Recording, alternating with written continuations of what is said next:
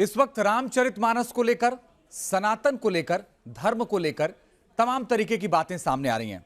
पिछले दिनों एक नेता ने कह दिया कि रामचरितमानस के कुछ अंश को बैन कर देना चाहिए। उसके बाद से विवाद शुरू हो गया। फिर धर्म को लेकर कुछ बयान, सनातन को लेकर के बयान। क्या ये सब होना चाहिए? इसी पर बात करने के लिए मेरे साथ कथावाचक और धर्मगुरु अनिरुद्धाचार्य जी महाराज जुड़ गए। बहुत बहुत स्वागत है आपका अनिरुद्धाचार्य जी महाराज जी। जो लोग रामचरितमानस के उस अंश को बैन करने की मांग कर रहे हैं, उसको हटाने की मांग कर रहे हैं, उसके लिए आप क्या कहना चाहेंगे? ये क्यों माहौल है?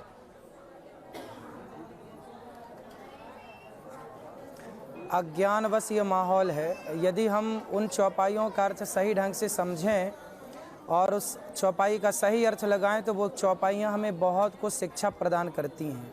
अज्ञानवश कभी गुरु शरण में ना जाना, कभी सत्संग ना करना, कभी यथार्थ ज्ञान की ओर ना बढ़ने से अज्ञान फैल ही जाता है। सूर्य का प्रकाश जहाँ नहीं पहुँचता, अंधकार वहाँ पहुँच ही जाता है। जहाँ ज्ञान का अभाव है वहीं तो अज्ञान है। तो ये अज्ञान बस ऐसा कहा जा रहा है। यदि इन्हें यथार्थ बोध करा दिया जाए तो ये सारा अज्ञान समाप्त हो जाएगा। लेकिन अनिरुद्धाचार्य जी, बड़ी बात यह है कि इस तरह की बातें, और कुछ लोग, अजीब बात तब होती है जब कुछ लोग उनके समर्थन में आ जाते हैं। तो क्या इनको या तो धर्म का ज्ञान कम है, या ये लोग क्या चाहते हैं, ऐसी बातें क्यों करते हैं? धर्म का ज्ञान ही कम है। आज हमारे सनातन धर्म में सबसे कमी ये है कि हम अपने धर्म ग्रंथों को तरीके से पढ़ते नहीं हैं। देखिए, बात वही होती है पर बात के दो अर्थ हो जाते हैं। आप किसी को कुछ भी कहेंगे तो उसके दो अर्थ होंगे, या वो अच्छे वे में ले जाएगा या गलत वे में ले जाएगा। तो वही है, गोस्वामी तुलसीदास जी ने बहुत सारी बातें ऐसी कही हैं जो समझनी पड़ती है गहराई में, डीप में जाके। जैसे मैं आपको एक एग्जाम्पल, जिस चौपाई का जिक्र अभी सब लोगों ने किया ही कि ढोल गंवार शूद्र पशु नारी सकल ताड़ना के अधिकारी जी।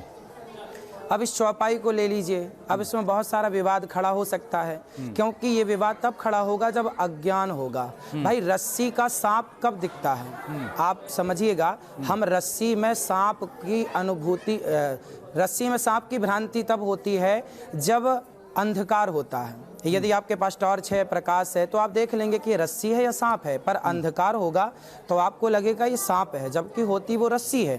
तो रस्सी में सांप की भ्रांति अज्ञानवश होती है, अंधकारवश। उसी प्रकार ढोल गंवार शूद्र पशु नारी सकल ताड़ना के अधिकारी, इस चौपाई में संदेह तब होता है जब अज्ञान हो। अज्ञान किसका हो? शब्दों का ज्ञान हो।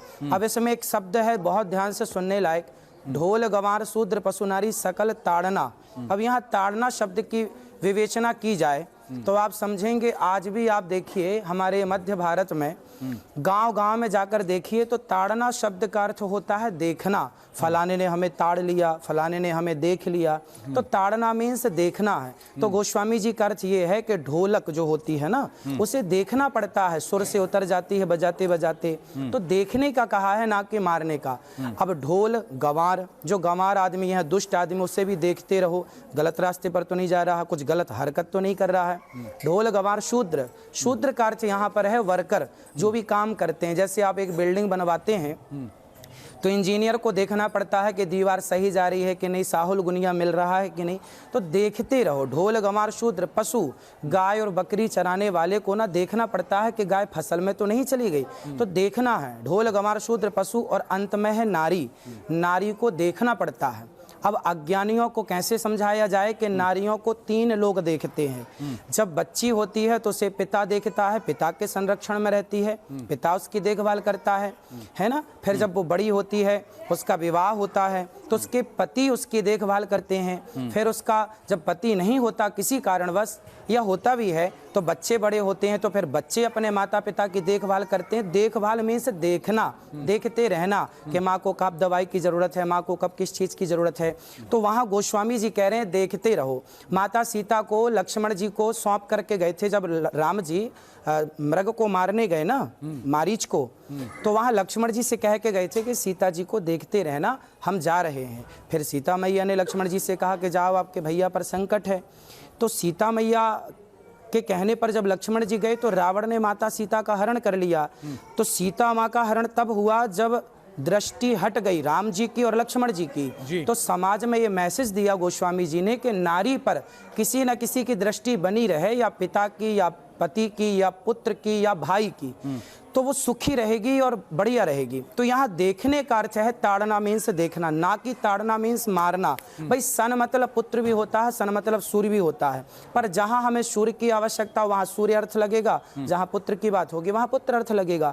एक ही शब्द के दो अर्थ होते हैं। यदि इंग्लिश में संभव है तो हमारी हिंदी भाषा, हमारी संस्कृत भाषा में तो बहुत सारे पर्याय हैं, पर्यायवाची हैं। तो ताड़ना मतलब देखना यहाँ गोस्वामी जी ने कहा। अब लोगों ने मारने से अर्थ ले लिया, अब जब अर्थ ही आप गलत करेंगे तो पूरी बात गलत हो जाएगी।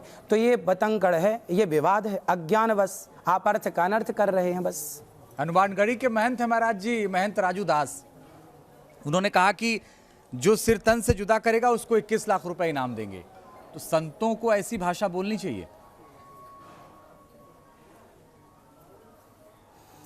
संत लोगों को ऐसी भाषा नहीं बोलनी चाहिए, पर आक्रोश, ये आवेश में जब चारों तरफ ये सुनने को मिलता है ना, तो आवेश व्यक्ति अपना आपा खो बैठता है, और आपा खोता है तो फिर ये बातें होती हैं। इसलिए हमारे संत जन कहते हैं कि आपा मत खोइएगा, आपे पे रहिएगा, मतलब अपने आप पे कंट्रोल कीजिएगा, अपनी वाणी पर धैर्य रखिएगा।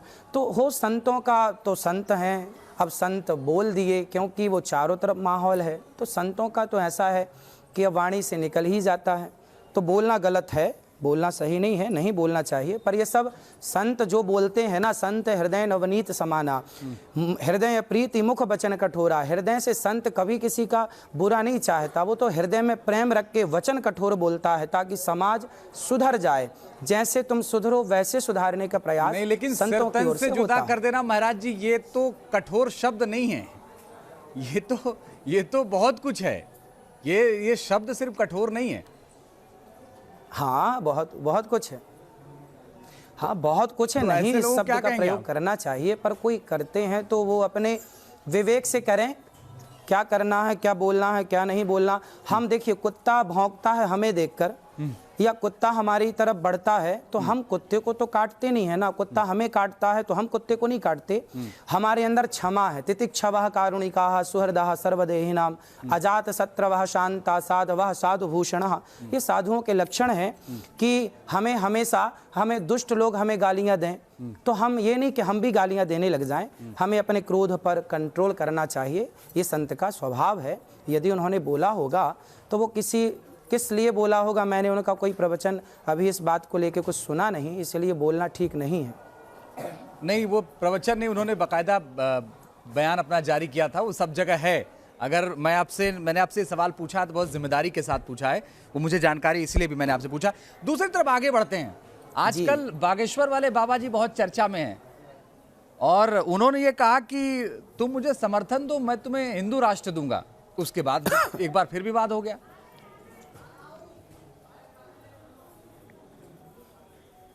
हाँ, तो बात ठीक है ना, हम सनातनियों को संगठित करने की कोई बात करे तो उसमें क्या बुराई। हमको संगठित तो होना ही चाहिए। और संगठन जहाँ सुमति तहाँ संपत्ति नाना, जहाँ कुमति तहाँ विपत्ति निदाना। रामचरितमानस में गोस्वामी जी लिख रहे हैं, जिस रामचरितमानस का ये विरोध कर रहे हैं उसी रामचरितमानस में ये बातें भी लिखी हैं कि संगठित रहो। और जहाँ संगठन है, जहाँ संगठित लोग रहते हैं, वहाँ सब प्रकार की सुख शांति समृद्धि है। तो किसी संत ने यदि कह दिया कि समाज को संगठित होना चाहिए तो अच्छी बात है, हमें तो सबका समर्थन करना चाहिए। संगठन जैसी बातों का तो समर्थन होना चाहिए।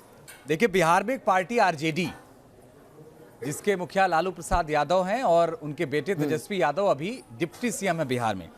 उनकी पार्टी के प्रदेश अध्यक्ष हैं जगदानंद सिंह जी। अब उनको आप क्या कहेंगे? वो कह रहे हैं रामचरितमानस में हीरा मोती भी है और कूड़ा कचरा भी है, इसलिए कूड़ा साफ करेंगे और हीरा मोती को रखेंगे।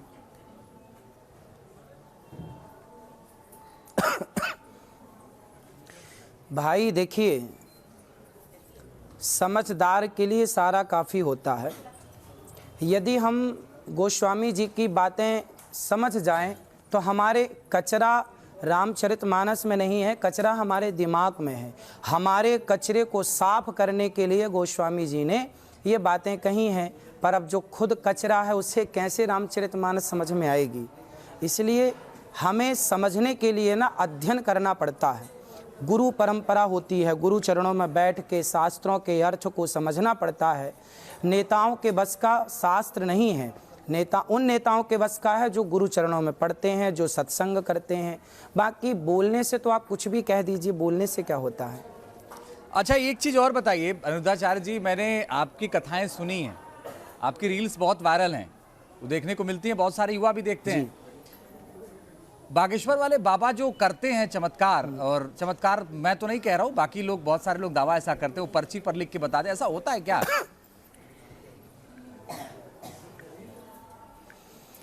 भाई भगवान जो चाहे सब हो सकता है। हनुमान जी लंका गए तो सुंदर हनुमान चालीसा में एक बात लिखी, प्रभु मुद्रिका मेली मुख माही, जलधि लांघ गए अचरज नाही। यदि एक बंदर यदि समुद्र को छलांग लगा के पार कर सकता है, क्यों, किसके बल पर? राम नाम के बल पर। यदि राम नाम के बल पर श्री हनुमान जी समुद्र को छलांग लगा के पार कर सकते हैं, राम नाम के पत्थर पानी में तर सकते हैं, तिर सकते हैं, तो फिर किसी पर भगवान कृपा कर दें और वह आपका भूत भविष्य और वर्तमान बताएं, तो इसमें कोई आश्चर्य तो नहीं है। भगवान जो करें सब कुछ पॉसिबल है, भगवान की कृपा होनी चाहिए। यदि कृपा है तो आप पर हाथ रख दें भगवान, तो आप समुद्र छलांग लगा के पार कर लो, इसमें कोई आश्चर्य नहीं है। ये भगवान की शक्ति जिस पर हो जाए। देखो, भगवान ने शक्तियाँ सबको दे रखी हैं, अब हम उसका सदुपयोग करें या दुरुपयोग करें, कुछ ना कुछ शक्तियाँ तो भगवान ने सबको दे रखी हैं। अब किसी को विशेष शक्ति ईश्वर ने दी है तो इसमें क्या आश्चर्य है? कोई आश्चर्य नहीं है। भगवान जो चाहे सब हो सकता है।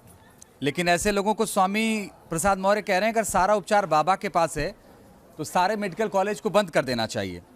सरकार बाबा बागेश्वर की हाँ में हाँ मिलाकर अंधविश्वास को बढ़ावा दे रही है। ये बाबा का ढकोसला और अंधविश्वास है। ये बाबा भांग खाकर समाज में बेड़ा गर्क कर रहे हैं।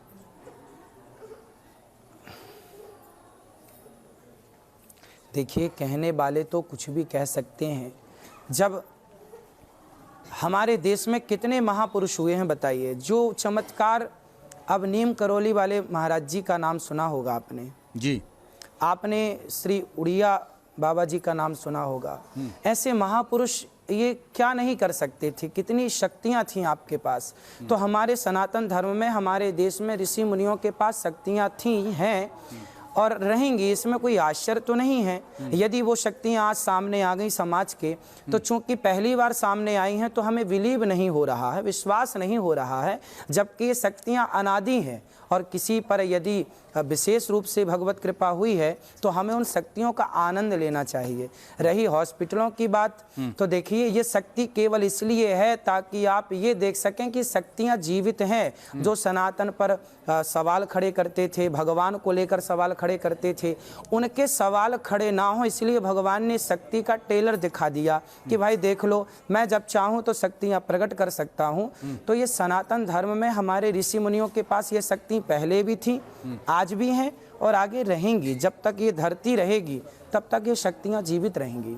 लेकिन अनिरुद्धाचार्य जी, अगर स्वामी प्रसाद मौर्य कह रहे हैं कि भाई अगर सारा इलाज उन्हीं के पास है तो बंद कर दो मेडिकल कॉलेज, तो गलत क्या कह रहे हैं?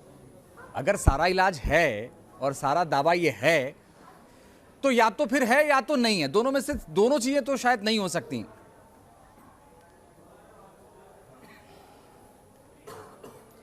अब देखिए, हम तो यही कह रहे हैं कि भाई भगवान की कृपा से सब कुछ पॉसिबल, हम तो ये कह रहे हैं। अच्छा। सब कुछ संभव है। अब उनके हिसाब से संभव है या नहीं वो तो मौर्य जी बताएंगे। हमारे हिसाब से तो भाई भगवान जो चाहे, कर्तुम अकर्तुम अन्यथा कर्तुम सर्व सामर्थ्य, भगवान चाहे तो एक पल में सृष्टि को जलाकर भस्म कर सकते हैं और दूसरे क्षण जस की तस सृष्टि को वैसे प्रकट कर सकते हैं। ये सामर्थ्य यदि किसी में है तो भगवान में है। तो भगवान क्या नहीं कर सकते? तो भगवान सब कर सकते हैं, जैसे शक्ति ईश्वर ने दी है वो सब कर सकता है ना। परंतु ये व्यवस्थाएं बनी रहें, ये व्यवस्थाएं भंग ना हो। भाई एक ही व्यक्ति यदि सब कर लेगा तो फिर वहाँ बाकी लोग जो बैठे हैं, फिर वहाँ पर एक ही व्यक्ति कैसे सबका इलाज कर पाएगा? मीन्स एक ही व्यक्ति सबको कितना समय देगा?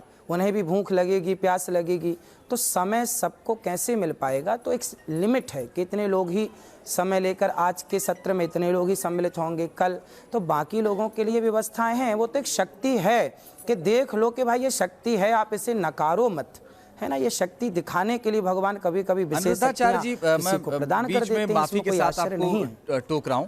बहुत सारे संत और धर्माचार्य ये कहते हैं कि दुनिया में जितना टारगेट सनातन को किया जाता है उतना किसी को नहीं किया जाता, जितना टारगेट धर्माचार्यों को किया जाता है उतना किसी को नहीं किया जाता। क्या आप भी इससे सहमत हैं?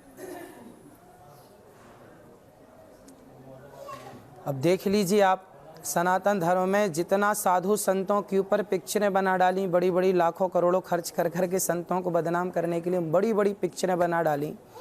पूरा जितना भी फिल्मी दुनिया है, अधिकांश संतों को केवल बदनाम करने में ही तुले हैं। वो कहते हैं, देखिए एक पिक्चर आपने सुनी होगी और पिक्चर आई थी जिसमें ये कहा गया था शंकर जी पर दूध मत चढ़ाइए। देखी होगी आपने? बिल्कुल। शंकर जी पर दूध मत चढ़ाइए। अब वो कह रहे हैं शंकर जी पर दूध मत चढ़ाइए, गरीबों को बांट दीजिए। मैं इस बात से सहमत हूं कि भाई गरीबों में बांट दो, पर सवाल भी तो बनता है कि आपने उस पिक्चर से करोड़ों कमाए, हजारों करोड़ कमाए, आपने कितना गरीबों को बांटा? पहला।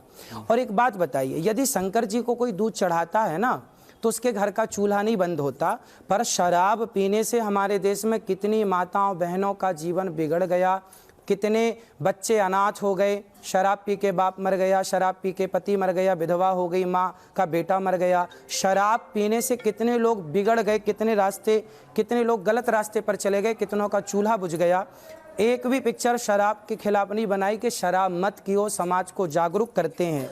ये लोग तो गुटखा खाने का प्रचार करते हैं, ये लोग शराब का प्रचार, जीना अगर ज़रूरी है तो पीना बहुत ज़रूरी है, ये गाने बनाते हैं। मुझे पीने का शौक़ नहीं, पीता हूँ गम भुलाने को, ये गाने बनाते हैं।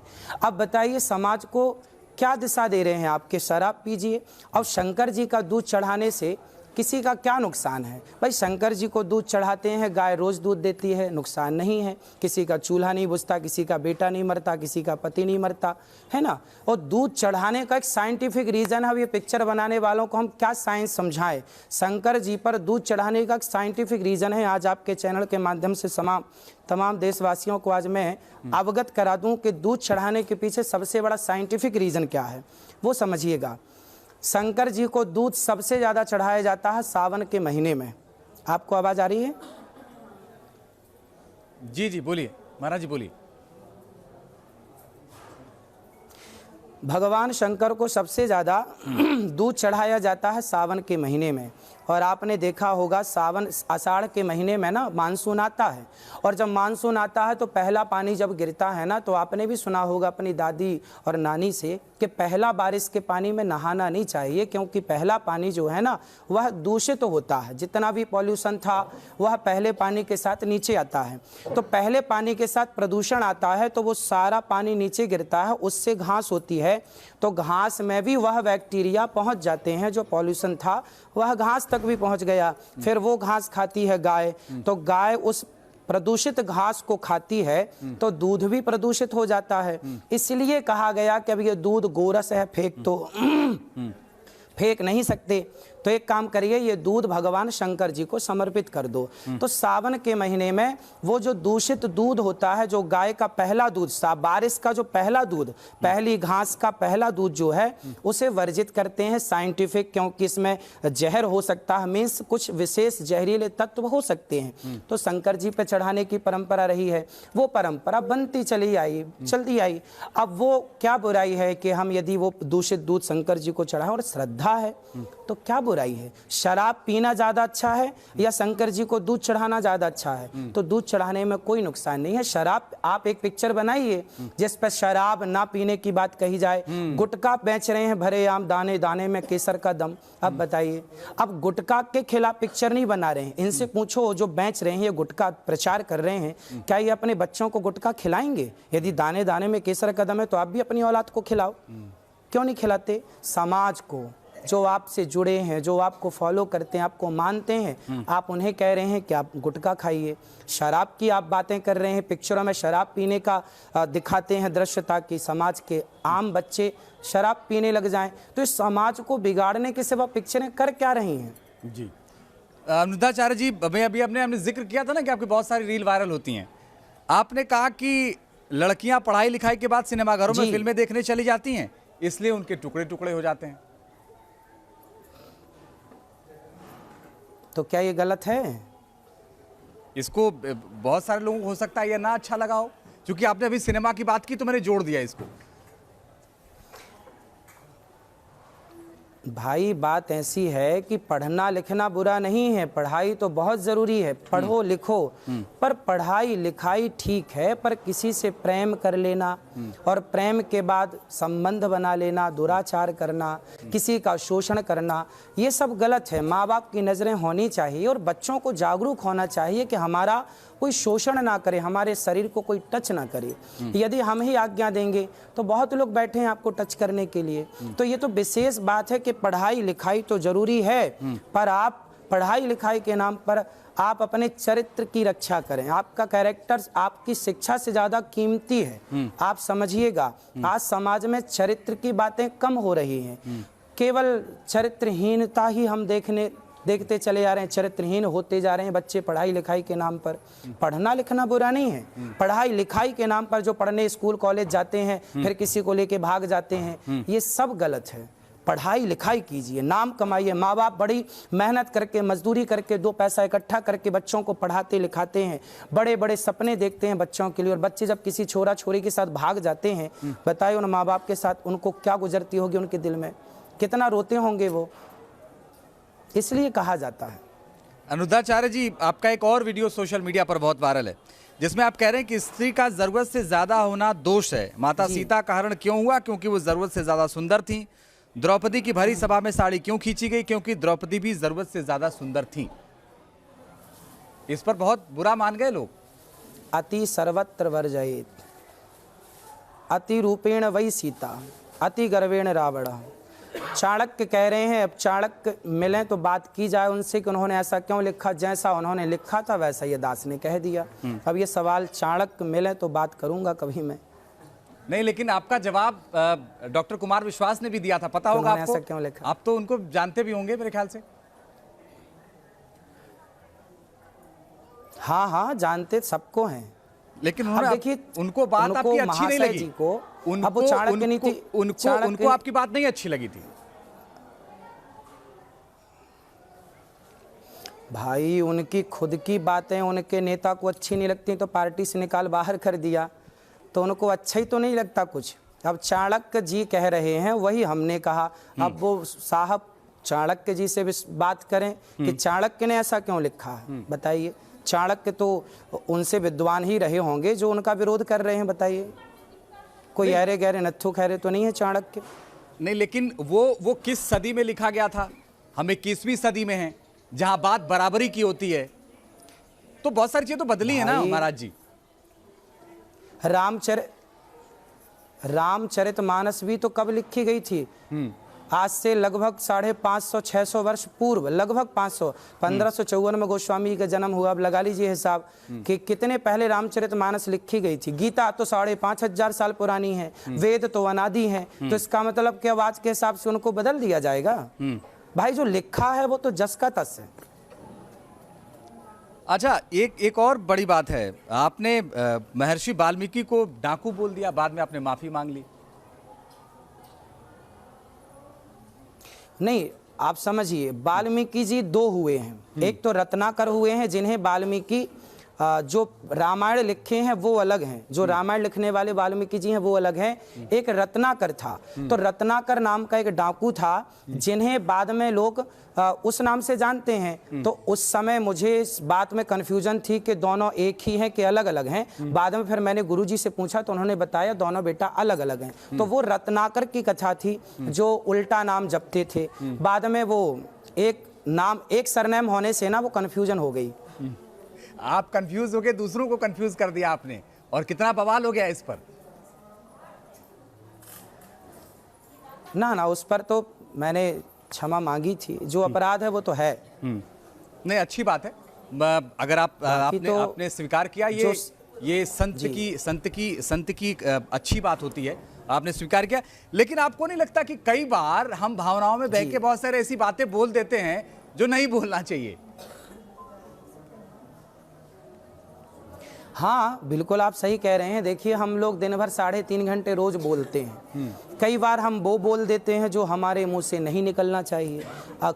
धारा प्रवाह में निकल जाता है, पर निकल जाए तो हमें उसका सार तत्व ग्रहण कर लेना चाहिए। और जहाँ लगता है कि हाँ हमारे मुंह से गलती हुई तो क्षमा मांग लेने में कोई अपराध नहीं है। कई बार होता है, बहुत बार होता है, बहुत बार हो चुका है, तो बहुत बार निकल जाती है धारा प्रवाह में। कुछ उल्टा गलत शब्द निकल जाता है जो अशोभनीय है, तो अब निकल जाता है, जिह्वा है। आपने कहा जो कोशिश ये करते हैं वही निकले जो शास्त्र प्रमाण है। आप ठीक है, पूरा कर लीजिए महाराज जी, आप पूरा कर लीजिए जी। हाँ, तो हम यही निवेदन कर रहे थे कि भाई जो गलत निकल जाए उसके लिए क्षमा मांग लेने में कोई अपराध नहीं है। कोशिश ये करते हैं कि जो शास्त्रों में लिखा है वही आप तक पहुँचे, बिल्कुल यथार्थ ज्ञान पहुँचे, है ना। और उन गलतियों से हम सीखते भी हैं, सुधारते भी हैं। और सुधारता सारी ज़िंदगी हमें सुधारना ही है। सारी ज़िंदगी गलतियाँ करना है और सारी ज़िंदगी उन गलतियों को सुधारना है। अनिरुद्धाचार्य जी, आपके मैंने देखा है कि जब आपकी कथा होती है तो बहुत सारे युवा भी आते हैं। आपका एक बयान है, आपने कहा कि बेटियों को पढ़ाने लिखाने के साथ संस्कारी भी बनाना ज़रूरी है, जिससे समाज में कुरीतियों का अंत किया जा सके, नहीं तो श्रद्धा जैसे खौफनाक दृश्य देखने को मिलेंगे। अब मुझे एक बात बताइए कि आपसे किसी ने सवाल नहीं पूछा कि आपके प्रेम तो आप तो प्रेम के विरोधी हैं?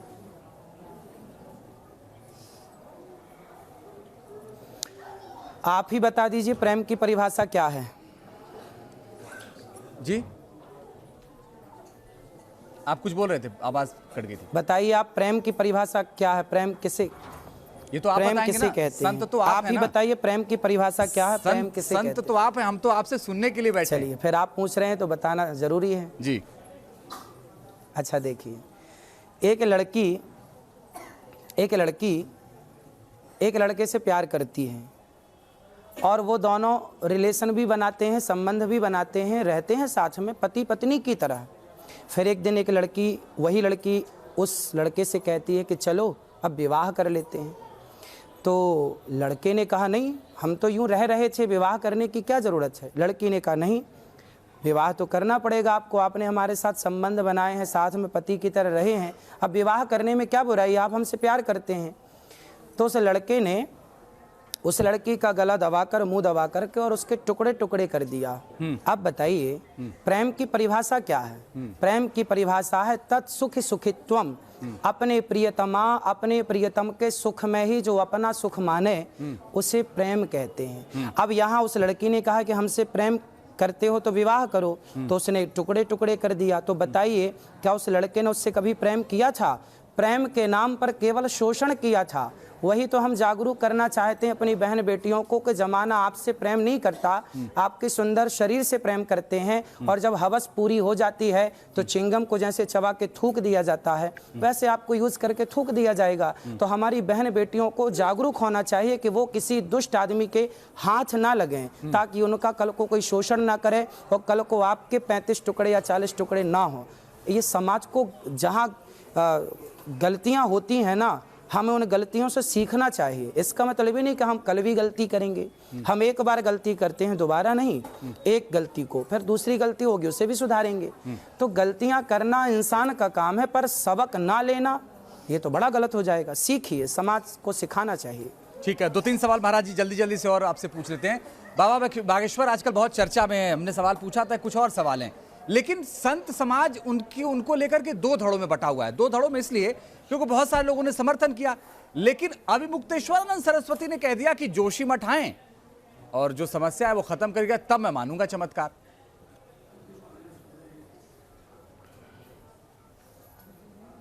देखिए, वो हमारे पूज्य शंकराचार्य जी हमारे सबके प्रधानमंत्री जी हैं। उस बड़े पद पर हैं, इसलिए उन पर कोई टीका टिप्पणी ना हो तो ज़्यादा अच्छा। उनको तो हम प्रणाम करते हैं और सभी संतों को प्रणाम करते हैं। संतों ने जो कहा, देखिए संत हमें डांट भी देना तो संत की कृपा होती है, इसलिए हमें उनको गलत वे पर नहीं ले जाना चाहिए। उन्होंने ऐसा कह दिया, अरे संत हमें थप्पड़ भी मार दें तो उसमें क्या बुराई है, हम बच्चे हैं और संत जो कह दें सो कह दें। वो बड़े हैं, विद्वान हैं, धर्म की मूर्ति हैं, प्रणाम करते हैं उनको। नहीं, लेकिन दो धड़ों में बट गया संत समाज, ऐसा क्यों हुआ? भाई दो धड़ में तो हमारा शरीर भी बटा हुआ है, ये पूरी प्रकृति दो धड़ में बटी हुई, हमारा मस्तिष्क भी दो धड़ में, अखरोट भी दो धड़ में बटा हुआ है, बादाम भी दो धड़ में बटी है, चने का दाना भी दो धड़ में बटा हुआ है।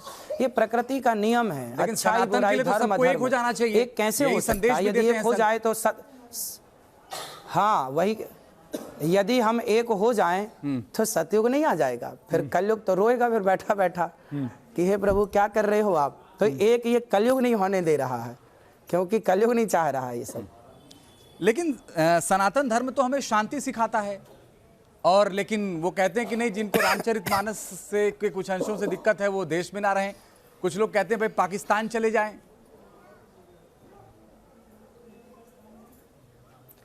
हाँ तो ठीक है भाई, जिसे सनातन धर्म पर बिलीव नहीं है, जो सनातन का विरोधी है, तो सनातन के विरोधी तो सारे पाकिस्तान में रहते हैं, तो ऐसे लोगों को पाकिस्तान ही जाना चाहिए, इसमें क्या बुराई है?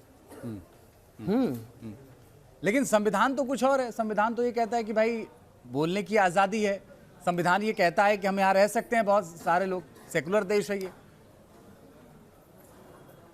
हाँ तो रह सकते हैं, रह ही तो रहे हैं वो, किसी के कहने से कौन जा रहा पाकिस्तान।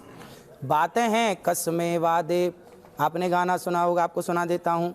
कसमें वादे प्यार वफा सब, बातें हैं बातों का क्या, ये सब बातें हैं। इन बातों का कि तुम पाकिस्तान चले जाओ, कौन गया? सब बातें हैं, कल मिलके घुल के एक ही रहेंगे। इसलिए ये सब बातों में कोई अर्थ नहीं है। इन बातों को दरकिनार करना चाहिए, इग्नोर करना चाहिए और प्रेम से मिलजुल के रहना चाहिए। झगड़े में कुछ नहीं मिलना। सनातनियों को एक रहना चाहिए और एक बात करनी चाहिए, है ना। यदि कोई गलती कर रहा है उसे समझा दो और उसकी बात को ज़्यादा तूल ना दिया जाए, क्योंकि अज्ञानवश सब छोटा बच्चा किसी को गालियाँ देने लग जाएं तो थोड़ी उसको विवाद करेंगे। अरे बच्चा अज्ञानी है, उसके जब समझ आएगी तो ठीक हो जाएगा। तो अभी इनको इग्नोर किया जाए, इन बातों को। जब वक्त आएगा, समय देखो, एक गुरु समझाता है, एक समय समझाता है। यदि गुरु समझाता है तो समझा करके इम्तिहान लेता है, और समय जब सिखाता है ना तो इम्तिहान लेकर के सिखाता है। तो समय तो देखो, समय पुरुष बली नहीं होता है, समय होत बलवान, भीलन गोपी लूट लई वही अर्जुन वही बाण। समय ने सबको मिट्टी में मिला दिया साहब। समय का इंतज़ार कीजिए और सबको बोलने दीजिए, है ना। और सनातन धर्म तो अखंड था, अखंड है, अखंड रहेगा ना। हम थे जब हम नहीं थे तब भी सनातन था, हम हैं तो भी है, हम नहीं रहेंगे तो भी ये संस्कृति जिंदा रहेगी। ऐसे किसी के बोलने से क्या होता है, पर फिर भी ऐसा नहीं बोलना चाहिए। अखंड का आपने जिक्र किया तो मैं पूछ ही लेता हूँ आपसे। तमाम सारे संत कहते हैं, बुलडोजर की बात करते हैं, हथियार रखने की बात करते हैं, और सपना अखंड भारत का है। तो ये दोनों चीजें एक साथ कैसे चलेंगी? भाई हनुमान जी गदा रखे हैं कि नहीं?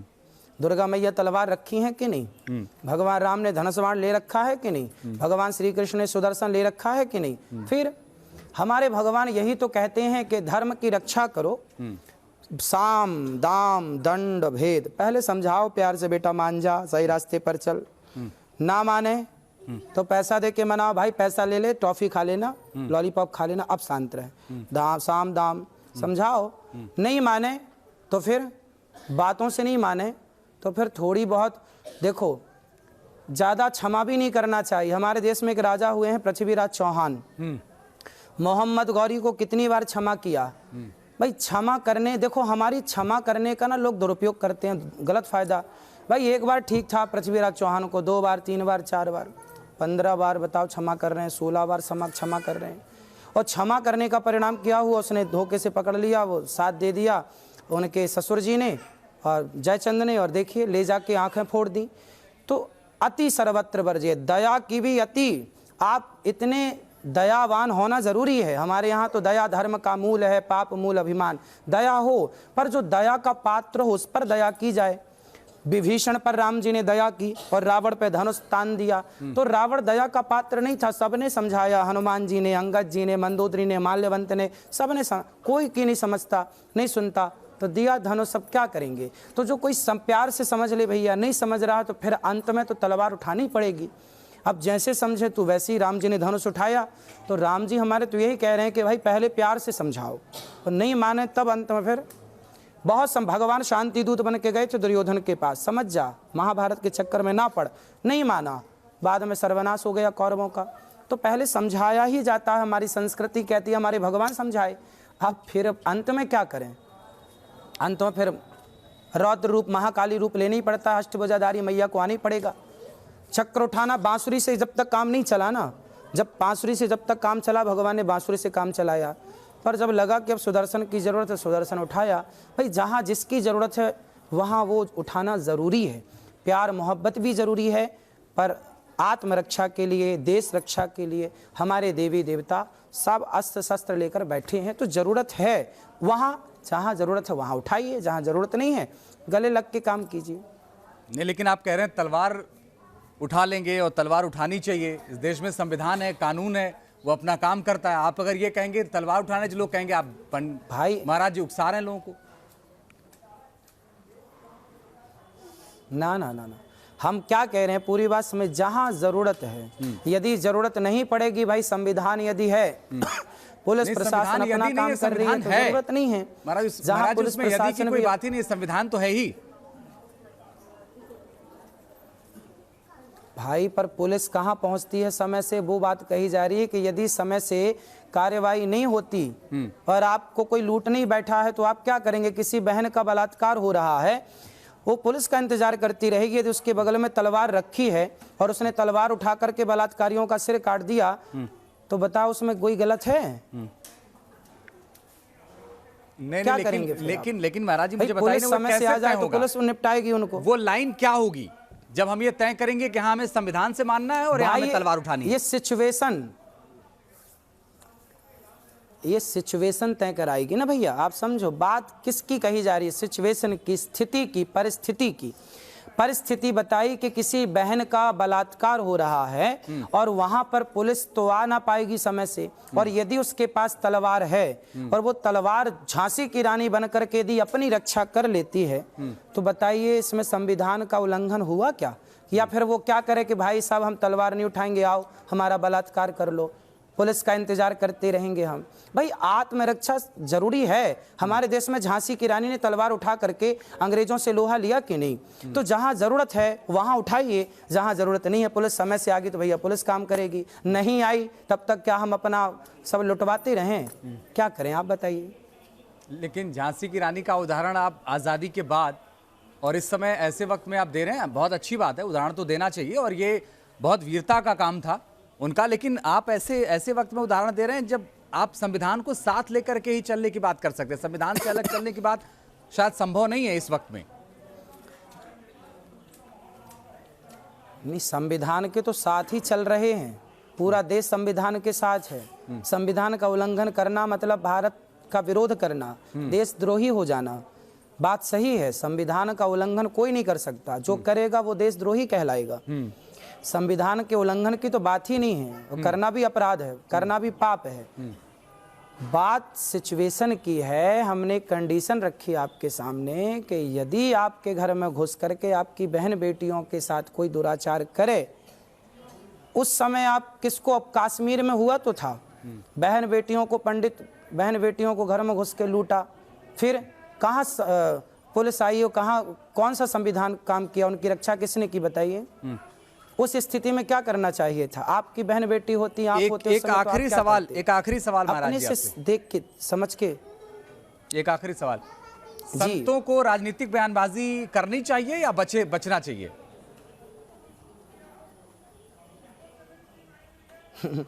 हम तो राजनीति बयानबाजी करते नहीं हैं। देखिए आपने जो पूछा राजनीति के सवाल, वो भी उत्तर जो बना हमने दे दिया। संत लोग तो दूर रखते हैं अपने आप को, आप लोग इन्वॉल्व करते हैं और फिर आप ही पूछते हैं कि करना चाहिए कि नहीं। आप ही शुरू करते हैं और आप ही बताइए, सवाल कर देते हैं। नहीं, हमने तो इसलिए पूछा क्योंकि बहुत सारे संत राजनीतिक बात करते हैं। भाई हमारे योगी जी तो अब संत भी हैं और राजनेता भी हैं। वो तो अब तो संत जो हैं वो जरूरत, हाँ मुख्यमंत्री भी हैं वो, तो वो देखो संत हैं, करते हैं ना राजनीति की बात, संत हैं राजनीति की बात करते हैं। तो देखिए धर्म, अपनी राजनीति में धर्म लेकर के आ गए वो, समाज की कितनी बढ़िया सेवा करने लग गए, कितना अच्छा माहौल हो गया। तो यदि जानकार व्यक्ति, अच्छा सुलझा हुआ व्यक्ति राजनीति में आए और राजनीति की बातें करे, तो अच्छी बातें करने से राजनीति अच्छी ही होगी। गंदे पानी में यदि साफ पानी डाल दिया जाए और डालते रहें तो गंदा पानी भी साफ हो जाएगा।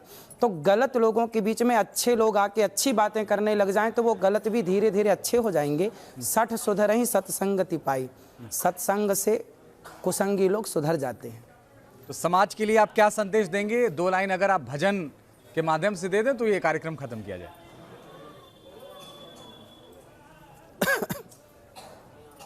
ये एक भजन ये दास अनिरुद्ध ने लिखा है, वो आपको सुना रहा हूं। कहने को सब अपने हैं, झूठे ये सब सपने हैं। कहने को सब अपने हैं, झूठे ये सब सपने हैं। नाता कोई काम, मेरा धन मेरे राम, मेरे राम, मेरे राम, मेरे राम, मेरे राम, मेरे राम। तो सब झूठे हैं, सच्चे भगवान हैं। इसलिए सबको बस यही कहना चाहिए कि हे प्रभु मैं आपको कभी भूलूं नहीं, और सदा काम करते हुए, जिम्मेदारियां पूरी करते हुए कोई भगवान का चिंतन करे तो वो सबसे अच्छा है, सबसे उत्तम है। हमें यही करना चाहिए, काम करते हुए भगवान का स्मरण करते रहना चाहिए। यही मैसेज आपके चैनल के माध्यम से सभी दर्शकों को, कि आप सभी कर्म करते हुए भगवान का चिंतन करते रहें। हे प्रभु मैं आपको कभी भूलूं नहीं, ये भावना बनी रहे। चलिए, बहुत बहुत शुक्रिया अनिरुद्धाचार्य जी हमारे साथ जुड़ने के लिए और हमसे बात करने के लिए और अपनी बेबाक राय रखने के लिए बहुत बहुत धन्यवाद आपका। तो 2-3 बातें जो अनिरुद्धाचार्य जी ने कही हैं, उन्होंने कहा कि संतों को आमतौर पर बयानबाजी से बचना चाहिए, लेकिन बात सनातन की होनी चाहिए।